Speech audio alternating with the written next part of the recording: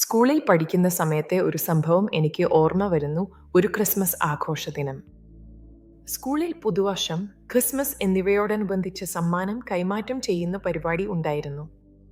എല്ലാവരും പരിപാടിയുടെ അന്ന് വരുമ്പോൾ കയ്യിലൊരു സമ്മാനം കരുതണം. ശേഷം ക്ലാസ്സിലെ എല്ലാവരുടെയും പേരുകൾ ചെറിയ കടലാസിൽ എഴുതി മടക്കി വയ്ക്കും.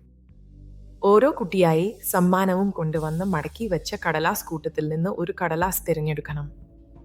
അത് തുറന്നു നോക്കിയ ശേഷം ആരുടെ പേരാണോ ആ കടലാസിൽ ഉള്ളത് തങ്ങളുടെ പക്കലുള്ള സമ്മാനപ്പൊതി ആ കുട്ടിക്ക് കൈമാറണം. എല്ലാവരും സന്തോഷത്തോടെ സമ്മാനം കൈമാറി. പക്ഷേ എൻ്റെ ഊഴം എത്തിയപ്പോഴാണ് അത് സംഭവിച്ചത്. ഞാൻ വാങ്ങിച്ച സമ്മാനപ്പൊതി വീട്ടിൽ വെച്ച് മറന്നു. ഞാൻ സമ്മാനം കൈമാറേണ്ട കുട്ടിക്ക് നിരാശപ്പെടേണ്ടി വന്നു.